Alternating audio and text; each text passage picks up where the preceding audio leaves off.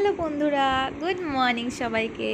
আজকে আমি রান্না করব পনির পোস্ত। তো চলুন দেখে নেওয়া যাক কী কী লাগলো পনির, আলু, লঙ্কা, পোস্ত আর একটা টমেটো।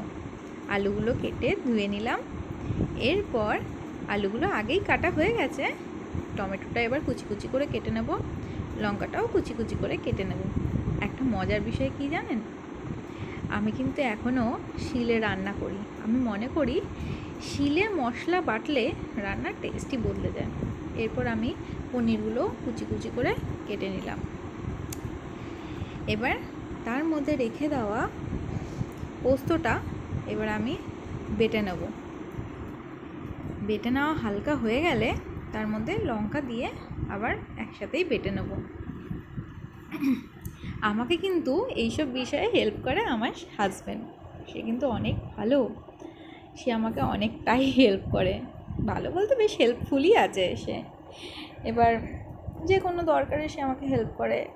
সামান্য একটা মশলা বেটেছি, বাটি ছিল না, বাটিটা পর্যন্ত আগিয়ে দিয়েছে। এবার দেখুন, এই যে শিলের মধ্যে বেটে রাখা মশলা তুলে নেওয়ার পরে যে ছিল কিছুটা মশলা, সেটা আমি জল দিয়ে তুলে নিলাম। এরপর কড়াইতে তেল গরম করতে বসিয়ে দিয়েছি। চেক করে নিচ্ছি বারবার তেলটা গরম হলো কিনা। এরপর আমরা আলুগুলো ছেড়ে দিলাম। এবার দেখতে হবে আলুগুলো নাড়াচাড়া করার পর দেখতে হবে আলুগুলো সেদ্ধ হয়েছে কিনা, ভাজা ভাজা হয়েছে কিনা। স্বাদ মতো নুন অবশ্যই দিয়ে নেবেন আপনারা। আমার একটু লেট হয়ে গেছে।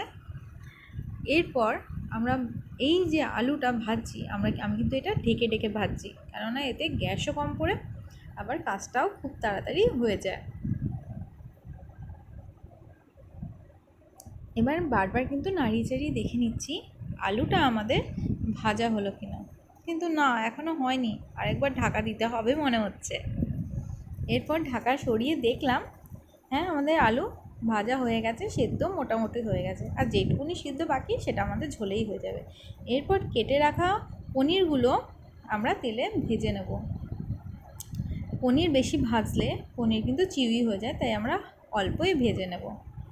এরপর কিছুটা তেল আমরা তুলে রেখেছিলাম, তাই সেই কড়াইয়ে কিছুটা তেল, তুলে রাখা তেল দিয়ে দিলাম। এবার গরম করে আমরা কুচি করে কেটে রাখা টমেটোগুলো দিয়ে দেব।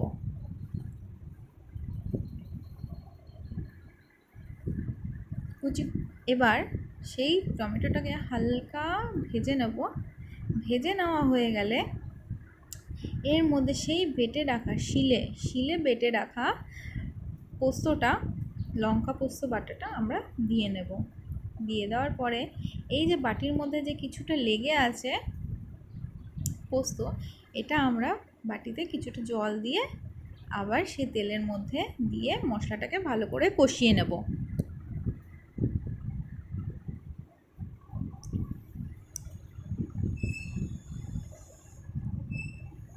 ঢেকে ঢেকে রাখবেন, অবশ্যই ঢেকে ঢেকে রান্না করবেন, দেখবেন তাহলে কিন্তু অনেকটাই তাড়াতাড়ি হয়ে যাচ্ছে। কিছুটা লঙ্কার গুঁড়োও নিয়ে নিয়েছি। আর আমি কিন্তু এটা রিফাইন তেলে রান্না করছি, আপনারা চাইলে সর্ষের তেলেও রান্না করতে পারেন, তার স্বাদও কিন্তু অপূর্ব হয়। এবার আমরা আবার মশলাটাকে ঢেকে কষিয়ে নিয়ে ওই ভেজে রাখা আলু আর পনিরগুলো দিয়ে একটু নাড়াচাড়া করে নিলাম। করে নেওয়ার পরে এর মধ্যে আমরা কিছুটা জল অ্যাড করে নেব।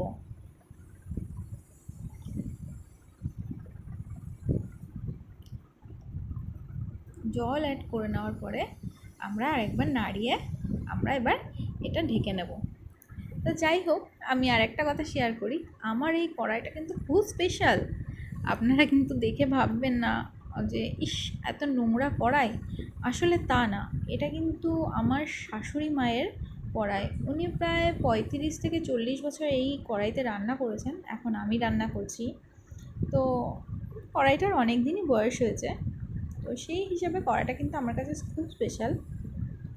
ও একবার এর মধ্যে দেখেও নিলাম, চেক করে নিলাম নুন টুন ঠিক আছে নাকি। না, একদম ঠিক আছে, একদম ওকে আছে। এরপর আমরা নামিয়ে নিলাম, হয়ে গেল আমাদের পনির পোস্ত। এরপর নিয়ে যাব খাওয়ার উদ্দেশ্যে।